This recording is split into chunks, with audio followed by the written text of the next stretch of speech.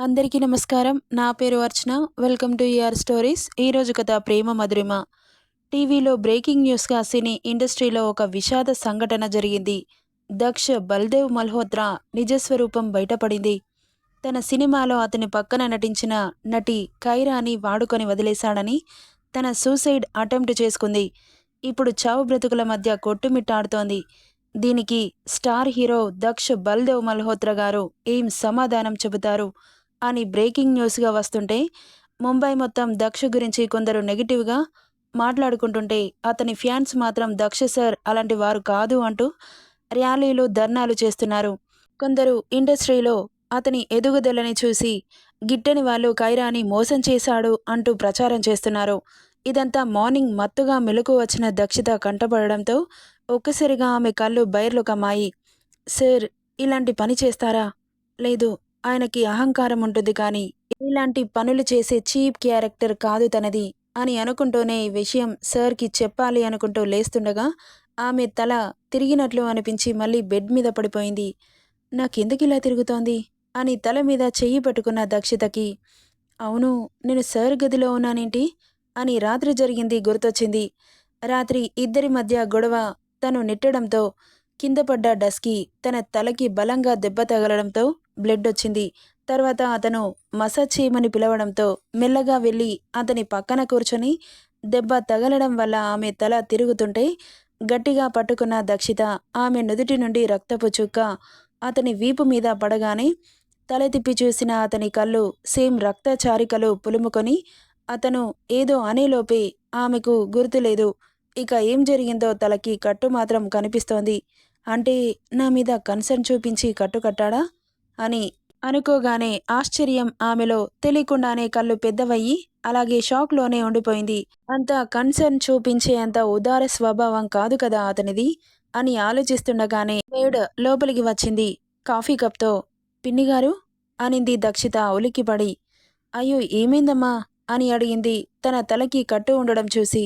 అదీ పినిగారు అని ఏం చెప్పాలో అర్థం కాక నసుగుతూ ఉంటే, సర్లే నాకు అర్థమైందిలేమా, నువ్వు కాఫీ తీసుకో అంటుంటే, మీరనుకున్నది కాదు పినిగారు, ఆయన నన్ను కొట్టలేదు, నెట్టేశారు అంతే.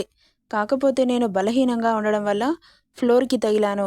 తర్వాత నాకు గుర్తులేదు. ఈ కట్టు కూడా ఆయనే కట్టారు తెలుసా అని సంతోషంగా చెప్పింది డస్కీ. ఆమె అల్ప సంతోషానికి బాధపడుతూ, ఎంత అల్ప సంతోషివి తల్లి. సరే కానీ పిన్నిగారు, అసలు విషయం అడగడమే మర్చిపోతున్నాను. సార్ ఎక్కడికెళ్లారు? న్యూస్లో ఏంటి అలా రూమర్స్ వస్తున్నాయి? అసలేం జరిగింది? మీకు తెలీదా అమ్మా? అయితే చెబుతాను వినండి. మన బాబుగారితో పనిచేస్తున్న హీరోయిన్ పాప ఉంది కదా, కైరా. అవును, ఆవిడ గారు ఈయన గారిని లవ్ చేసిందంట. కానీ మన బాబు సంగతి తెలుసు కదా, ఈయనకి ప్రేమ మీద పెద్దగా ఇంట్రెస్ట్ లేకపోవడం వల్ల ఏమైందో తెలీదు కానీ ఇద్దరి మధ్య మనస్పర్ధలొచ్చాయి. ఇక మన బాబుగారు ఆ పిల్లతో మాట్లాడటం మానేశాడు. అలా ఆ పిల్ల సూసైడ్ చేసుకొని మన బాబుగారి మీద ఏవేవో పుట్టించి మీడియాకి చెప్పిందంట. ఇక మీడియా వాళ్ళు ఊరుకుంటారా? అది గోరంతా ఉంటే కొండంత చేస్తారు. అందుకే వాళ్ళకిష్టం వచ్చినట్లుగా రాసేసుకుంటున్నారు అంటున్న రంగమ్మ మాటలకి, దక్ష సార్ మీద అంత నమ్మకం ఏంటి మీకు అని అడిగింది దక్షిత.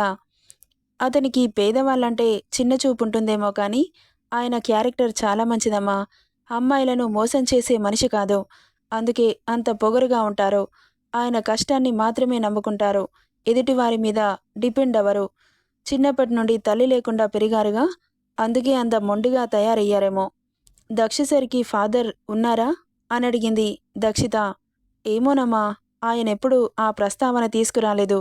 ఆ విషయం నాకు తెలీదమ్మా. ఉంటే ఇంట్లోకి తెచ్చి పెట్టుకునేవాడిగా అంటుంటే ఇక మాట్లాడలేదు దక్షిత. ఇక్కడ దక్ష రాత్రి ఆమె బ్లడ్ని చూడగానే కళ్ళు కోపంతో ఎర్రగా మారాయి. పళ్ళు బిగించి ఏదో అంటుండగా తెలియకుండానే అతని గుండెల మీద వాలిపోయింది స్పృహ తప్పి. ఆమె అలా పడిపోగానే కంగారుగా ఆమెను చూశాడు. ఎలాంటి చలనం లేదు. పడి ఉన్న దక్షితను చూసి ఆమెను బెడ్ మీద పడుకోబెట్టి పక్కనే ఉన్న టేబుల్ డ్రాలో ఫస్ట్ ఎయిడ్ బాక్స్ తీసి బ్లడ్ క్లీన్ చేసి కట్టుకట్టాడు. ఇక తన బ్లడ్ అతని చేతికి అంటుకోగానే చిరాగ్గా అనిపించి హ్యాండ్ వాష్ చేసుకోవడానికి వాష్ బేసిన్ దగ్గరికి వెళ్ళి కడుక్కుంటుండగా మొబైల్ రింగ్ అయింది. ఇక ఏం చెప్పారో ఏంటో కానీ కోపంతో అతని పిడికిలి బిగిసింది.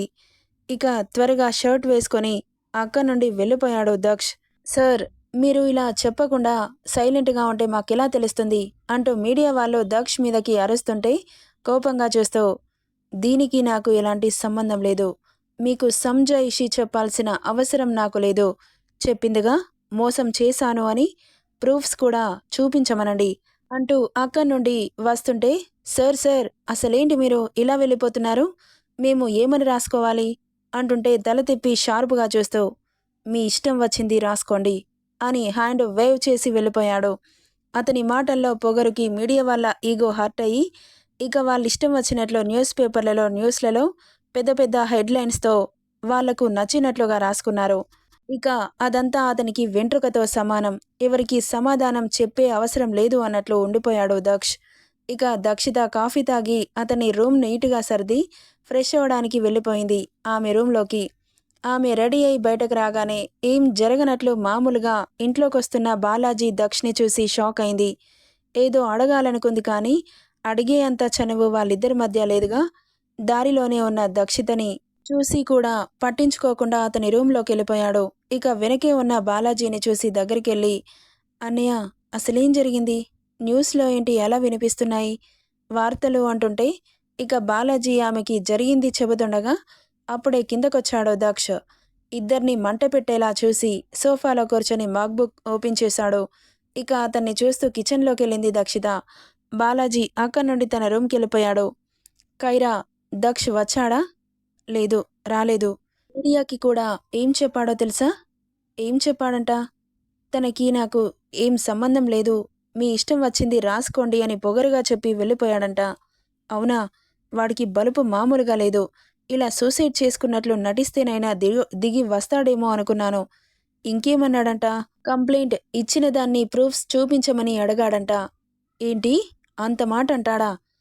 వాడు అలా మాట్లాడాడని నేను మీడియా మొత్తం వాడి గురించి బ్యాడ్గా స్ప్రెడ్ చేశాను.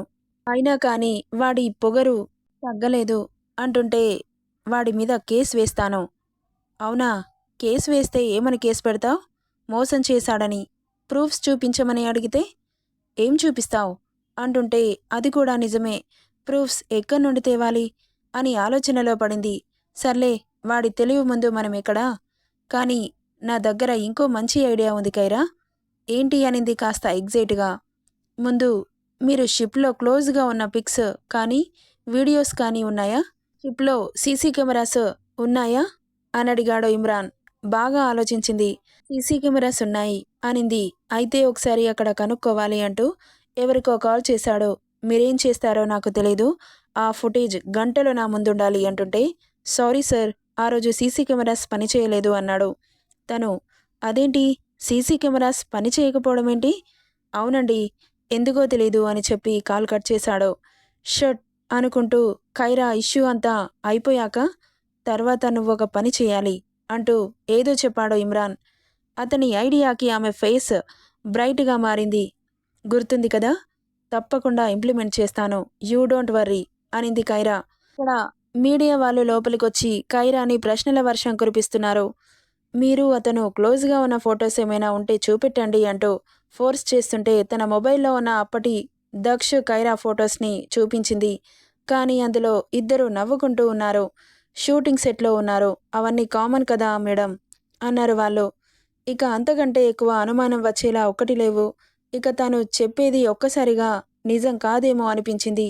అనుమానంగా చూశారు.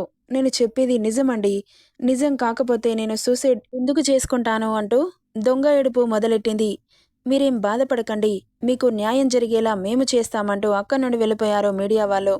కానీ ప్రూఫ్స్ లేకపోతే ఏం చేయలేరు అని మాత్రం అర్థమైంది కైరాకి. అయినా అతను ఒక పెద్ద స్టార్ హీరో, డబ్బులతో ఏదైనా కొనేయగలడు అనుకొని అతన్ని ఏం చేయాలో అర్థం కాక కోపంతో రగిలిపోయింది కైరా. కానీ చివరగా ఇమ్రాన్ చెప్పిన ఐడియా చాలా బాగా నచ్చింది. అది సక్సెస్ అయితే మాత్రం ప్రూఫ్స్తో సహా అతని కెరియర్ మీద దెబ్బ కొట్టొచ్చు అనుకుంది. ఇక్కడ దక్ష్ ఆ రోజు షూటింగ్స్ అన్నీ క్యాన్సిల్ చేసుకొని ఇంట్లోనే అతనికి నచ్చిన అతని మూవీనే పెట్టుకొని చూస్తున్నాడు. ఆమె ఇంట్లోకి వచ్చినప్పటి నుండి మొదటిసారి అతన్ని అంత ఫ్రీగా చూడడం. ఇప్పుడు షూటింగ్స్ అంటూ మీటింగ్ అంటూ బిజీగా ఉన్నాడు దక్ష్. ఇక అతనికి జ్యూస్ తీసుకెళ్లడం కోసం రూమ్కి వెళ్ళిన దక్షిత రాత్రి ఇష్యూ జరిగాక అతని ముందు నిలబడాలంటే ఎలాగో అనిపిస్తోంది. అన్ని డ్రెస్సెస్ క్లీవేజ్ కనిపించేలా ఉండడంతో అలా కనిపించకుండా ఉండడానికి జాకెట్ వేసుకొని ఫుల్గా కవర్ చేయడానికి పెన్సిల్ కట్ పాయింట్ వేసుకొని సింపుల్గా రెడీ అయ్యి అంటే బ్యూటీషియన్ రాలేదు ఆ రోజు. ఆ ఒక్కరోజు రాలేదా, లేకపోతే పూర్తిగా మానేసిందో తెలీదు. ఆమెకి తనే ముందు రోజు వేసుకున్నట్లు న్యాచురల్ ఫేర్గా రెడీ అయ్యి జ్యూస్ గ్లాస్తో అతని ముందు నిలబడింది. మూవీకి అడ్డుగా ఉన్న దక్షితని కోపంగా చూస్తూ ఆమెను పక్కకు నెట్టేస్తుంటే తనే పక్కకు జరిగి సారీ సార్ అంటూ గ్లాస్ అతని చేతిలో పెట్టింది. తల తిప్పి ఆమెను చూసి కళ్ళు చిన్నవి చేశాడు అతను. ఎందుకలా చూస్తున్నాడో అర్థం కాలేదు ఆమెకి. డ్రెస్ సరి చేసుకుంటూ ఇబ్బందిగా నిలబడింది. ఆమె చేతిలో ఉన్న జ్యూస్ గ్లాస్ వైపు చూపు మళ్లించి ఆ గ్లాస్ని అతని చేతులతో పట్టుకున్నాడు.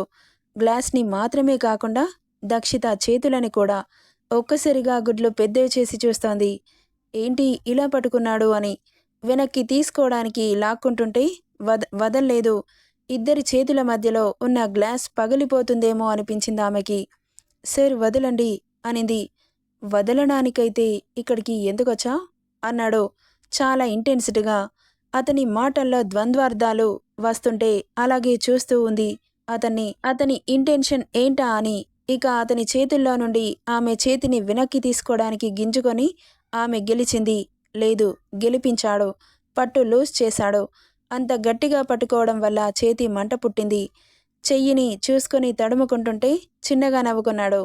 ఆ నవ్వులో కన్నింగ్ థాట్ ఉంది. మళ్ళీ ఏం చేస్తారో అనిపించి ఆ గ్లాస్ తీసుకొని అక్కడి నుండి మెల్లగా పారిపోదామనుకుంది. కానీ జ్యూస్ గ్లాస్ని పెదవుల దగ్గర పెట్టుకొని ఆలోచిస్తున్నాడు. తాగితే తీసుకొని పారిపోదామనుకుంటుంది. సార్ ఏమైంది? తాగండి. ఇందులో నన్ను చంపడానికి ఏదైనా మందు కలిపావేమో, రాత్రి జరిగింది మనసులో పెట్టుకొని అన్నాడు. అతని మాటలకి షాక్ అయింది దక్షిత. మీరేం మాట్లాడుతున్నారు సార్? మిమ్మల్ని నేనెందుకు చంపుతాను? నాకేం అవసరం? నువ్వు చంపడానికే ఇక్కడికి వచ్చావేమో, ఎవరికి తెలుసు? నేను ఇంత తిడుతున్నా కానీ వెళ్ళిపోకుండా నాకు సేవలు చేస్తూనే ఉన్నావు.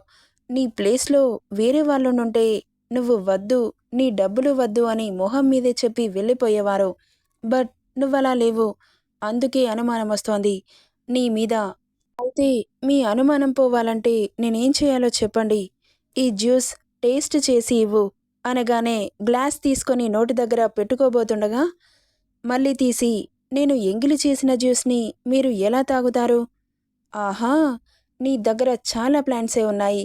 ఈ రకంగా తాగకుండా ఈ జ్యూస్ మొత్తం నాతో తాగించాలనా అనగానే చుట్టూ చూసింది. అక్కడ ఎలాంటి గ్లాసెస్ లేవు. ఇక నేను ఇప్పుడే వస్తాను సార్ అంటూ వెళ్తుంటే నీ మీద అనుమానం బలపడింది. నువ్వు ఖచ్చితంగా ఇందులో ఏదో కలిపే ఉంటావు. మళ్ళీ వేరే జ్యూస్ చేసుకుని వద్దామని కిందకెళ్తున్నావు కదా అనగానే ఇక క్షణం ఆలస్యం చేయకుండా కోపంగా చూస్తూ జ్యూస్ని 2 సిప్స్ చేసి ఆ గ్లాస్ని అతని చేతిలో పెట్టింది. ఇక తాగాను కదా సార్, మీరు తాగండి. అచ్చా, తాగిన వెంటనే పని చేస్తుందా? కాస్త టైం ఇవ్వు అంటూ ఆమె రెక్కపట్టి అతని పక్కన కుదేశాడు. ఆశ్చర్యంగా చూస్తోంది అతను చేసిన పనికి. ఇక ఏంటి దయ్యంలాగా ఆలోచిస్తున్నావు? నా ఫేస్లో ఏదైనా కనిపిస్తోందా అన్నాడు స్క్రీన్ వైపు చూస్తూ. లేదు అన్నట్లు తల అడ్డంగా ఊపింది. మరి అటు చూడు అంటూ కళ్ళు తిప్పాడు. ఇక అతనేం చేస్తున్నాడో అర్థం కాక అయోమయంగా మూవీ వైపు తల తిప్పేసింది. ఇక అలాగే చూస్తూ ఉండిపోయింది. అందులో దక్షు ఉన్నాడుగా. అతని యాక్షన్స్ చూస్తుంటే పాప నోరు తెరిచి చూస్తోంది. బాబు యాటిట్యూడ్కి, అతని స్టైల్కి ఎందుకో తెలియదు కానీ కోపం కూడా వస్తోంది. పక్కన హీరోయిన్ ఉందిగా, అందుకేనేమో పాసెసివ్నెస్. ఇక మూవీలో లీనమైపోయింది.